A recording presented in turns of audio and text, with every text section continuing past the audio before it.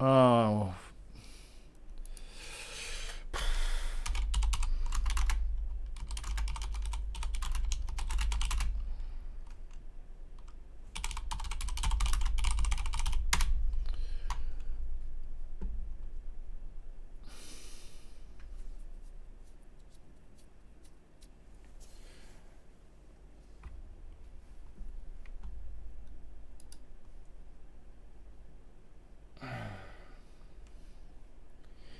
I don't know why. I do not know why that this it 17 minutes was fine, and then I look down and I am sending no data. There's no data being transmitted, and the preview window of the stream is frozen. So I apologize. I am sorry. I tested this, but I didn't test it for a long period of time. This is some new software, and I have no idea why it's doing what it's doing. But I do apologize. I'm gonna wait for people hopefully to come back in. Hopefully they will refresh and come back in.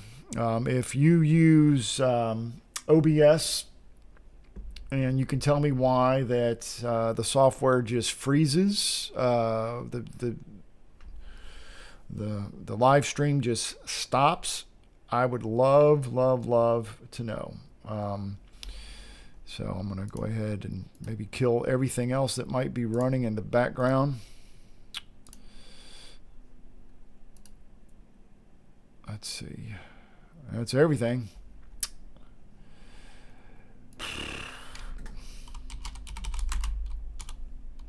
Sorry, y'all.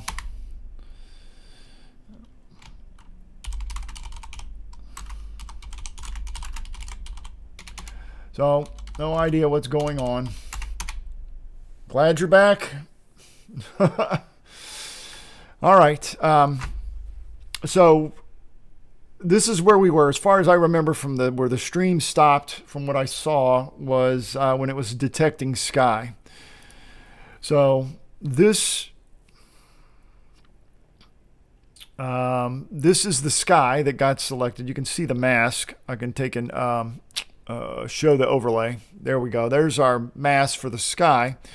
And all I did was I just did a little bit of dehaze, because again, I want to bring in these repeating shapes. Notice that. That's the thing that caught my eye when I was looking at that island and noticing the ridges, the ridge line on the shore back there, was that it was the same shape as you see. And I want to bring that out just a little bit. So as I up that, there we go. Now we've got these ridge lines in the back, and I really like that a lot.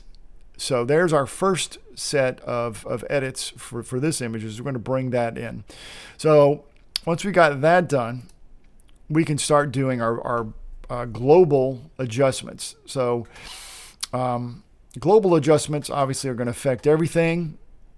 And if we look up here at our histogram, again, we don't have a whole lot of blacks. So let's do this. Let's bring our sky back. And what we're going to do is we're going to go back to the tone, and let's bring some blacks into that back there. And notice what we get. And I kind of like that. I don't want to go to that. It's way overdone and it looks awful. And you can also see my sensor dust up there, which I need to clean my camera. But we're going to definitely bring it down, introduce some more blacks. And again, we're trying to create dynamic range when there wasn't a lot there. Everything was kind of like this, the same white, gray color. So by creating dynamic range, we're going to create interest and depth into the image. So we're going to take and just drop those blacks just a little bit, something like that. And let's turn this mask on and off. That's off, and that is on. Off and on. And I love the way that you can just make out that in the back. And this might be a little bit too much over here. So what we're going to do is we're going to create a radial gradient. I'm going to reduce the size of my image, and I'm going to put this so it's kind of covering over here. And again, what I'm going to do is, fit. And we're going to take and just drop this just a little bit, make it a little bit darker. and maybe put some, what we're going to do is maybe add a little negative dehaze just to, there we go. We're going to fog that up. Again, I don't want, you're trying to get rid of those distracting elements that are around the edges of your image, so that the eye is not going to catch on something. You want it to go to your subject. That's the whole idea behind post-processing, is to accentuate the best qualities of the image and draw your viewer's eye where you want them to go. So that helps a whole lot. Okay, so we got that done, and we can go back here. Again, these are going to be pretty fast, pretty simple edits, because they're all about the same as far as our weather conditions that we were dealing with. So if I zoom in to 100%, take a look at this. This little sign here doesn't need to be there. So we're going to get rid of that. And Lightroom's got a bunch of, they've just introduced this, which is awesome. They got like 3 different choices. You got a clone, you got a heal. I'm sorry, you got a clone, a heal, and then a content aware. So it's a dice roll which one's going to work the best. So I'm going to just try this one first, and we're going to see what it does. And actually, that did pretty good, so we're going to leave it alone. Boom, there we go. We got rid of that sign that was really kind of distracting in the photograph. Okay, the next thing I'm doing is I'm looking at this I'm going to, at the end, well, there's a sensor dust that I need to definitely take care of. There's a big sensor dust bunny, so let's use the heal brush on that, and we'll just make the brush a little bit bigger, and boom, and get rid of that, just like that. Okay, there's a little bit of noise in the image, simply because I don't know if you're able to see that. It's a little bit noisy, a little bit of color noise, because again, I had to bring those shadows out a lot, and I darkened that background. And when there's not a lot of detail there, and you do anything to it, it's going to usually add a little bit of noise to it, and that's pretty easy to fix as well. So we'll go back here to our sky mask, and then we'll go down to detail, and we've got noise. And if we crank this if you're not sure what it does, crank it all the way. If I crank it all the way to 100, and if I go all the way back to 0, and again, you're looking at in these darker spots, like for the blotchiness, right? And if I go all the way this way, and I'm not going to overdo it. I'm probably going to pull it to about 27, somewhere around in there. I have dedicated denoise software. I use Topaz denoise, and I use On1 no noise, I think, or something like that. But both of those pieces of software are fantastic for removing noise in your images to make them really, really clean. The last thing I would do to this, again, these are really, really simple edits, is I'd go back here, and we're going to do a vignette again. So we'll make our image smaller. And we're going to use a radial gradient, because again, we want to make this really big. We will invert it, right? And you can see where that pink is coming in, and that's where it's going to be affecting your image. And then we will go to our exposure and drop that to -4. I think it's somewhere around in there. Let's see what it looks like. Yeah, it's very, very subtle. So my rule of thumb is, if you can see the vignette with it off, if it's really evident, then it's probably a little too much. And when I did that, I decided that one last thing to do is we're going to add one more. We're going to add a linear gradient. And we're going to do it from the bottom. And what we're going to do is we're just going to make that darker. Again, I want to draw that viewer's eye to that island. And then we're going to do one last one. We're going to put one right here over the island. Just increase that exposure ever so slightly. Something like that. So there's our image, and this is before, and that's after. Before, after. All right, so that's that one. The next one is the same island, and this one was when it was snowing a lot. It was coming down pretty heavy. You can see here that it was, even at a 13th of a second, you can see all of the snow that was falling, you know, and I really like this because I'm thinking a minimalist image here. And so again, we're going to make sure under detail, I'm sorry, not detail, but lens correction, that these are both checked. And we'll go down to our calibration and we're going to add a little bit of that blue somewhere around in there. And then we're going to go back to the basic panel, and then I'm going to crop.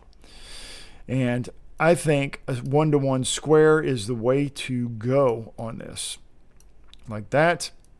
Love it. And then I'm going to fix my tripod that was not level, and I'm going to do that.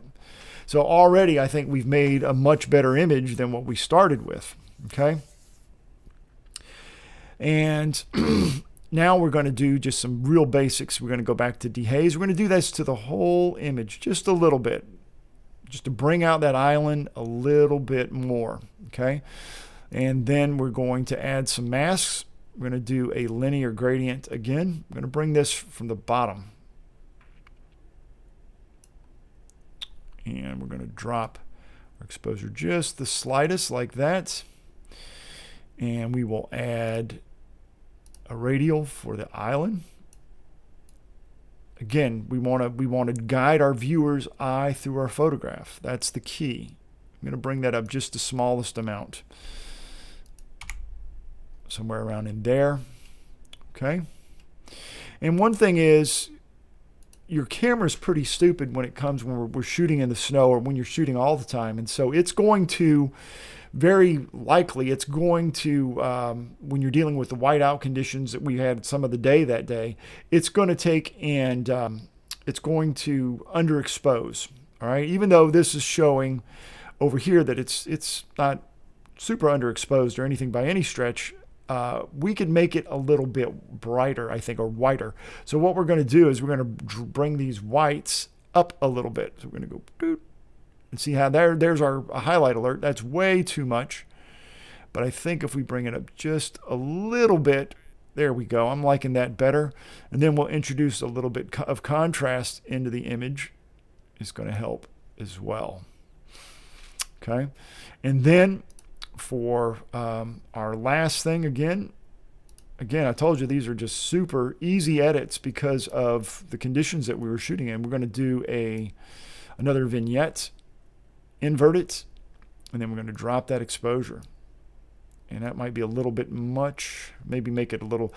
So the ways that you can adjust that vignette is just stretch this and make it bigger, right? In addition to that, you can always, take that exposure and adjust it as well.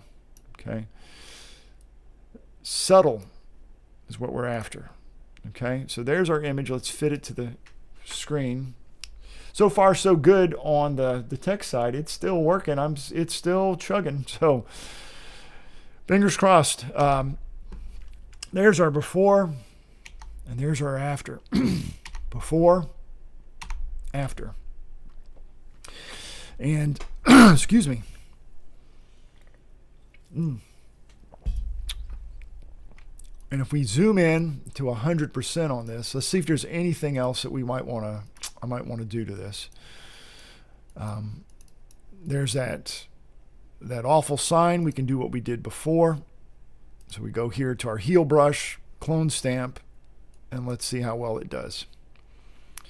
Not so good that time. Let's delete it. Let's try dragging over it a little bit and see if it'll do it. There we go. That's still not that good. So we're going to change it to heel. And that works a lot better. So there we go. So there's that image. Now let's go to, I've got just a couple more, and I'll take some questions.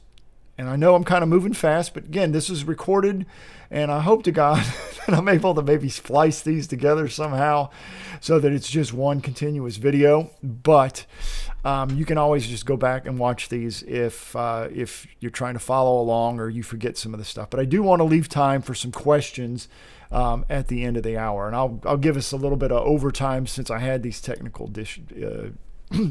difficulties. But so far, it's still working, which is great. So this is right before we got to the lake, and this is when we had a little bit of light that I really, really liked. And so this is the shots straight out of the camera. And what I liked about this was this cloud inversion. I liked the little bit of light that we were having in the clouds.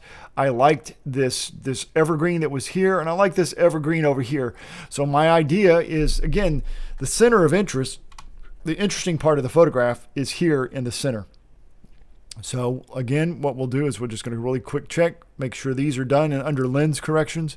Go to calibration. This really makes a difference in this photograph because we've got some greens, blues, and reds. And watch what happens when we drop that. I think that looks really, really nice. The blues get a little bit heavy, especially in the shadows. So I do like it at 100 for the greens and the reds, but not so much for those blues. And so I can go under the HSL panel under blue, and I can just drop this a little bit and watch that blue get pulled out of that background and sky. And so again, we don't want to go overboard. You just want to kind of get it not quite as blue. So somewhere around minus 30 or so, somewhere around in there. I think that looks pretty good. Okay. So the next thing again is crop. And my big thing that I try to teach everybody that I work with is that you always want to shoot a little loose. You can always crop in to create the composition, but you can never add pixels back if it goes sideways, if you didn't quite get it. So shoot a little wide. And that's what I did when I created this photograph. So we're going to go in here, and we're going to try a 16:9. I really like this format. I don't think it's going to quite work, or it might. Let's see. No, I don't. Let's see. No, I don't think so. We're going to have to go back to, let's go back to what we had. We're going to go back to here.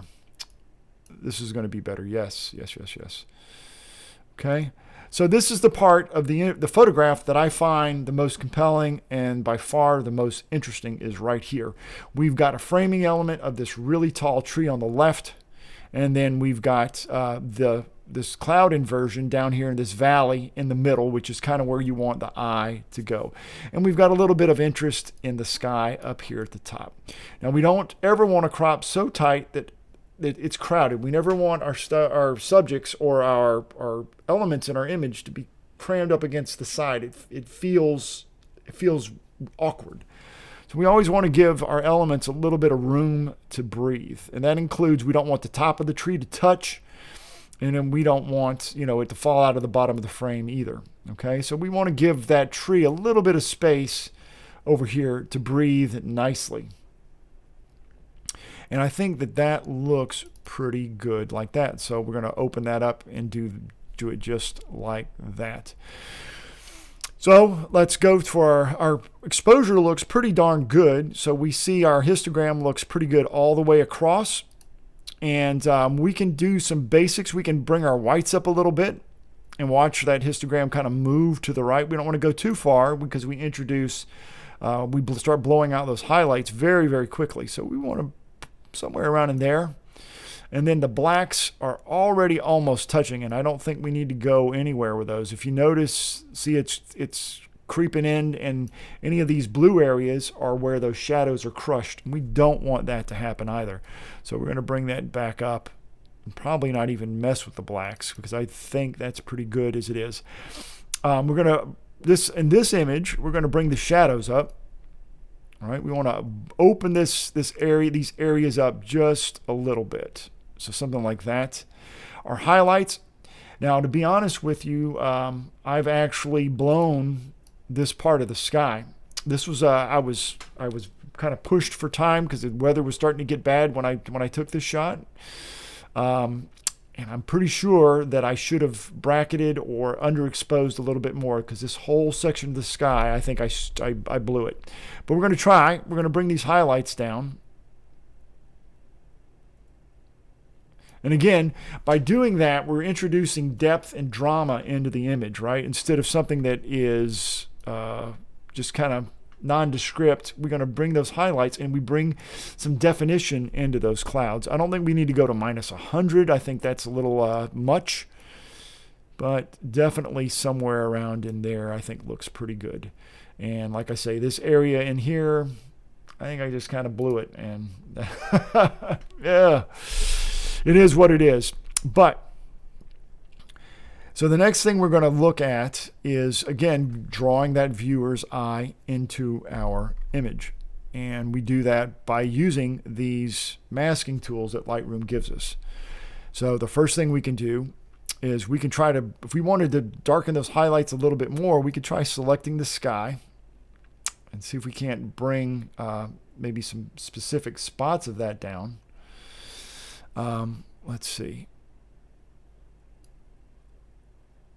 And see, no matter what I do, this area here is still not, it's not changing. And that's because I didn't do a good job. But, you know, it is what it is. So I'm not going to be able to fix that. But one thing is I can maybe adjust the white balance in just the sky. I might want to make it more, just a tad bit warmer, because if you remember where those lights, where the sun was, it was a little bit warmer. It wasn't super, super cold. So what we're going to do is I'm going to just, because I got the sky selected, I'm just, if I go crazy with it, you can see what happens. All right, again, we don't want that. But we might want to just introduce just the smallest amount of warmth to that sky to contrast with that blue and that cold of the snow in the foreground.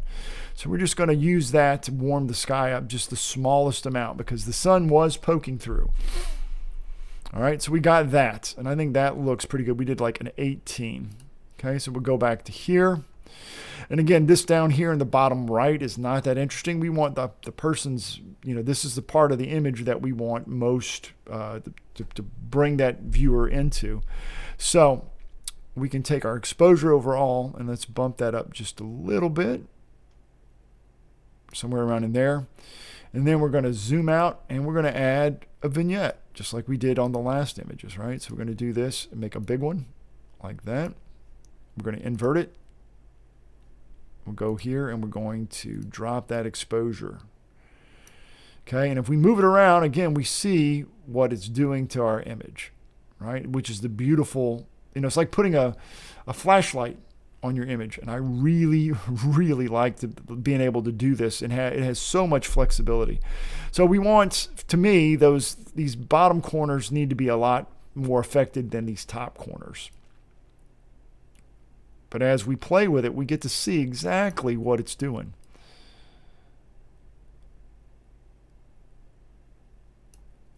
All right. So let's see what that looks like. And let's make it fit. Here we go. Before, after. Before, after. Okay. I think we could add a little bit more contrast into the entire image as well. Just a little bit. Because here's something to always remember. If you drop your highlights and you increase your shadows, you're absolutely decreasing the contrast in the image. You're blending those two opposite ends together. And so by adding contrast, you're bringing that back, because you decreased it a lot when you drop the highlights and push the shadows. And a lot of beginners, when they get started with post-processing, that's where they jump. They just drop the highlights to minus 100, shadows to plus 100, texture to 100, and call it a day. And they think it looks great, and it's really not great. It's really not great. So we want to be very, very subtle with these edits. The last thing I would probably do in this is I might do something like pick the center section here. Just, again, we're drawing the viewer's eye. And then what I might do is try just brightening that up just the smallest amount, like that. And then maybe make one more for this tree. Actually, we're not going to do that. We're going to do it a different way. We're going to do a mask that's going to be a color range. And I'm going to come over here and pick some greens in the tree, like that. And we're going to brighten that up just a little bit. See what happens when we just crank it? But we don't want that much. We just want that tree to be just a little bit better, not so dark. Okay, just bring that home just a little bit. And you notice that it's also brightening over here on the right-hand side. I'll just click subtract, and I'm going to pick a brush, make sure it's at 100. Show where the overlay is, and I'm just going to get rid of this because I don't want it to affect this area. I don't mind that it affects the green stuff, but not so much on the other stuff. And again, I don't want it to affect any of the areas in the corners because that's where my vignette is. It's just going to take that away. Okay. So there we go. One last thing I'm looking at this is I'm going to take this mask here in the middle and I'm going to add a little bit of contrast to that cloud. Maybe not. Maybe let's go to let's add some little texture. Maybe let's try that.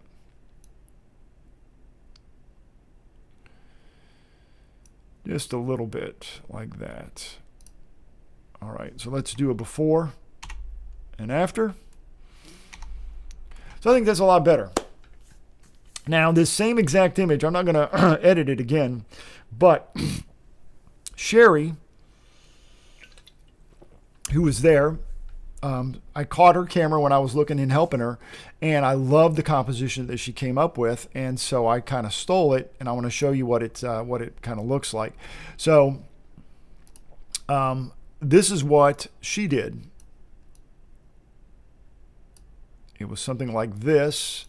We're going to make this back to the original like that. There we go. Maybe a little bit bigger. Again, groupings of 3 are always, odd numbers are always attractive in photography. And we've got these 3 evergreens. This one's dead. It's not an evergreen, so I don't count that one. But anyway, I kind of like this composition with the 3 trees. And if I was going to do this again, I would have positioned myself, hopefully, where I could have prevented the overlap. Sorry about that. Let me zoom in here so I can explain. So this tree in the foreground is overlapping the one back here in the back.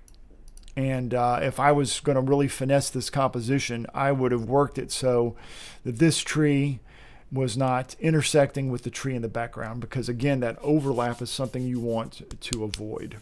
Okay, but again, there's multiple ways to crop. If you'd have shot this one way and zoomed in, you would have been kind of out of luck.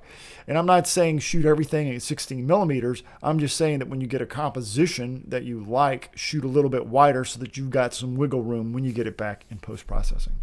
Okay, so the last image, and I know that Janet got this one, is this one. And this is probably one of my other favorite images. And again, this is when we were getting ready to leave and the weather was getting really bad. And so I think Sherry and John had already headed back up to the car.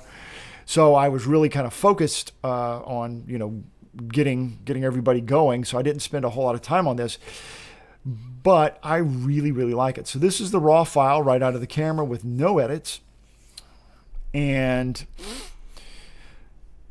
let's see, I'm going to just do this very fast. I'm going to bring the edited file in, and that's the shot after I edited it. This is the completed image right here. And I shot this at 5.6 on purpose because, again, I wanted the eye to be drawn to this gorgeous log with the frost and snow on it, and I love the orange and reds in it, and I love the reds and yellows in the base of the log and the snow that it was collected on it. I just thought it was gorgeous. I loved all of it. But I didn't want the eye to be distracted by all this stuff in the background. And if you notice, it's using a shallower depth of field. And I was telling, Jan, I said, step back and zoom in just a little bit. And that way you're going to throw that background even further out of focus. So shooting at 5.6, ISO 800, a 40th of a second, simply because I don't remember if I had a tripod at that point or not. I think I was just hand holding because we were getting ready to go.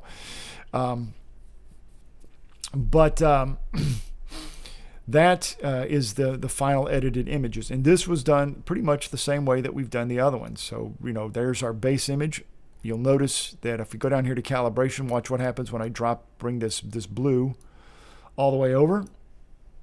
Okay, and we go back up here to the basic, and we're going to let's see here. We're going to maybe make it a little bit brighter there, like that. Let's introduce a little bit of contrast like that. Okay. Take a look. Yes. Oh, that looks good. I just really, really like that log. I think it looks great. And instead of saying select the sky, what we're going to do on this one, and there's so many different ways, but because I want to darken these trees and other things back here as well. So I'm going to do a radial gradient, and I'm going to do it this way. And then I am going to darken it this way. So I'm going to bring this down like that.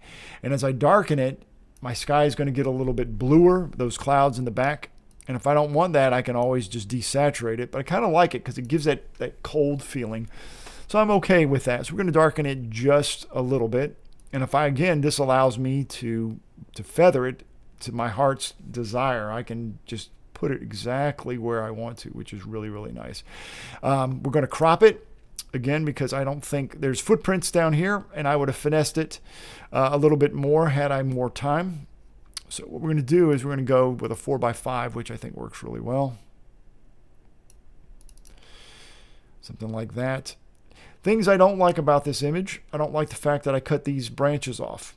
Over here, I don't know if there was a, again, it was just, we were pressed for time.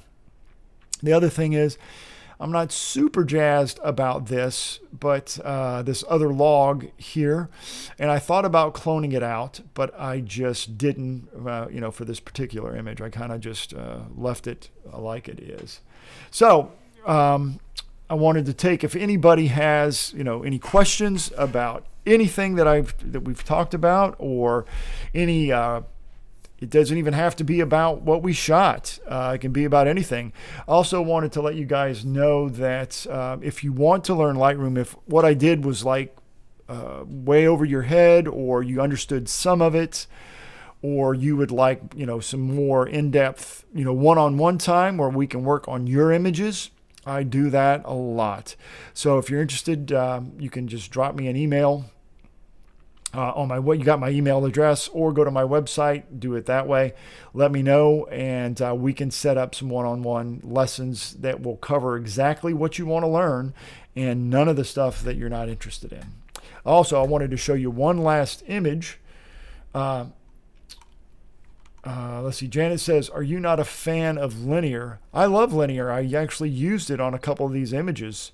I find it really good when you've got an image like this, where I did use a linear gradient, where everything's the same at the bottom. If it's if I know I want to darken everything, or if I'm doing something where I wanted to emulate the light. So if I had this image, for instance, you could do something like you could do a linear gradient this way, right? Because that was where the sun was. It was kind of coming like this. And then if you wanted to bring the exposure up in that direction, you could kind of do that. And so that's when I use linear gradients, is for, things of that nature. All right, so let me get rid of that. Okay. Oh, no worries, Janet. Like I say, this video is available when we get done. You'll be able to, to review it if you like. But as one last one, I wanted to show you guys, and it's this one. So this is my shot with the log with the island in the background. And this is one that I had to focus stack, and so I focused pretty much. Let me go to 100%. There we go. So I focused right here on the beautiful green moss. And then I focused about here in the image. And this was at f16, but I was at 44 millimeters. So when you zoom in, that depth of field gets less and less and less as you go. So I also focused up here at the very, very top of this log. And then I focused in the middle for the island. Okay. And I think this is okay. There's things I really like about the image. things I'd do differently the next time I go, or if you go. I would like to have more of the log as a leading line, if possible, and zoom in a little bit more. I think that the clouds and all of this back here kind of helped us, because I don't want the viewer's eye going to the non-interesting part. I want them to go to the subject of it, which is right here. But anyway, I just wanted to share that was the last image that I kind of came away with. And if you're interested in learning how to focus stack, that's not a Lightroom thing. That is a Photoshop thing. I'd be happy to teach you guys that as well. Okay, so does anybody have any other questions? And I'm glad the software has not, at least it doesn't look, it's still working. So that's good. Let me see. I think the chat box works faster than my voice.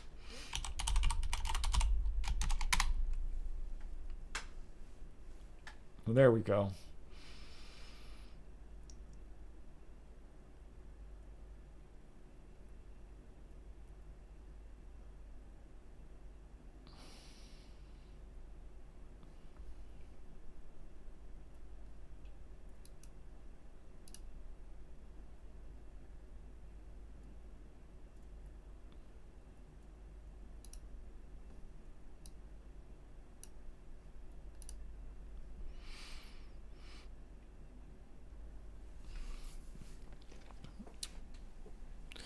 Well, cool. That's what I'm here for. Like I told you guys that the thing that I enjoy the most is teaching. I love being out with other photographers. I love the interaction and the synergy and learning, because Sherry caught a composition like the one I showed you with those 3 trees. You know, this one here. I was really not paying attention to that. I was more, looking at the entire landscape, in this fashion. This is what I was seeing, and then she was seeing these 3 trees here. And there's never been an outing or a workshop or any time I've been with other photographers that I haven't learned something and came away with, a little bit more than I started with. And I think that's what's so great about workshops and about getting together and learning stuff with a group of people, is because you've got all these different perspectives and ideas that are being shared, and it's very, very, very cool. So Janet says, do you use the same aperture while focus stacking? And the answer to that is yes, you do. And since you're trying to get the greatest depth of field that you possibly can, you're definitely going to be shooting at f11 or f16. I rarely go to f22 because of the diffraction issue. But f11, f16, and again, it's going to kind of depend on your focal length. If you're at 16 millimeters, 24 or 50 or whatever your focal length is, will kind of dictate how many focus shots you're going to have and how many images you're going to have to focus stack. Something that's very, very close to that front of your lens, like that log, you're going to have to, and especially at 40 millimeters or something that's not that wide, you're going to have to focus stack a lot more than you would if some images you might only have to focus stack 2 images. In others, it might be 4 or 5. If it's more than 5, it's probably not going to come out too great. It's probably really, really hard. But yeah, the same aperture, absolutely, and it's going to be a very narrow one. You're going to be at f11 or f16 for the most part. But so cool. I'm glad you guys enjoyed that. And I've got openings. I posted. Hopefully you guys got my email. My newsletter went out. I've got some new workshops that I added. I had a lot of people that wanted to go to Mt St Helens that couldn't go with us, and I put it back on the calendar for a little bit, hopefully a better month. It's maybe some still snow on the mountains, but if you're interested in doing that, because again, the image that I came away with when I was there in the past was this one. Let me see if I can make this come up. Can you guys see that? So this is the image in the lake that we didn't quite see or get to because the weather was just so bad. But this is the idea of, with good lighting, that's what we want. So diffraction, David, is diffraction is the light moving through the aperture that you've got. When the light waves move through it, the smaller that aperture gets, the light waves, when they go through, they diffract and they kind of scatter, right? Because the hole is smaller. And diffraction, when diffraction occurs, your image gets a little soft. Some images are more noticeable than others, but as you stop down that aperture and you make that aperture smaller and smaller and smaller, the light rays that manage to get through that small aperture scatter. And as they scatter, the image becomes, and I'm not saying that it becomes soft. Your depth of field is great, right? Which is how much of your image is in focus. But the overall sharpness of that lens is degraded, and it's called diffraction, and it gets a little soft. Quality lenses are usually handle diffraction better than kit lenses, but it's a known thing that happens no matter what. Okay. So yeah, I've got workshops to Leavenworth. I've got workshops to Silver Falls State Park. When I do workshops that are outside the area, it includes all your lodging and your transportation. You would ride with me. If we get enough people that we would need multiple vehicles, I would ask somebody else to drive, and they would get a discount for being one of the drivers for the workshop. But the only thing you would have to do is show up and buy your food and drink, and I would take care of everything else for all of my other workshops. So hopefully that was a good explanation on diffraction. There's plenty of YouTube videos that go really geek detail, which all you need to know is that stay away from F22 unless you have a very specific reason to do it. Absolutely. All right. I'm seeing that the software has managed to stay working, which is awesome. So let me go see if there's any other questions.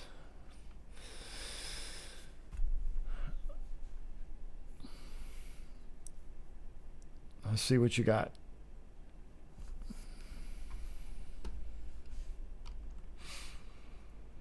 As far as post-processing, there are people that only shoot JPEG, and that's okay, I guess, if that's what you want to do. I enjoy all aspects of photography. And shooting raw gives you that big latitude to bring that in and create the image that you really, really want. And understanding those tools seems a bit daunting at first, but I can promise you that you can learn it. It just takes a little bit of time. All right. Okay, everybody. James, I'm glad you made it. Janet and David, that's awesome. If you guys want to do Leavenworth, send me an email. I'll put you on the list. I've already got somebody signed up for it. I cap it out at 6 people. Again, simply to keep it manageable. I want to be able to spend enough time with everybody that they come away with amazing images. And so I cap my workshops at 6 people. All right. So send me a note if y'all want to do that. That is awesome. I've got a Milky Way one also for the middle of August, I think, for Mt St Helens. Going to do the Milky Way over the mountain. So if you're interested in that, astrophotography is hard. That's probably the hardest thing to do. It's super hard, but it's very, very cool when you can create something. Thanks, guys. I really, really appreciate it. If nobody has any questions, I'm going to get out of here and get some dinner going. But if you have any questions after this, feel free to just drop me an email. You guys have it, and let me know. And we'll see you next time. Bye.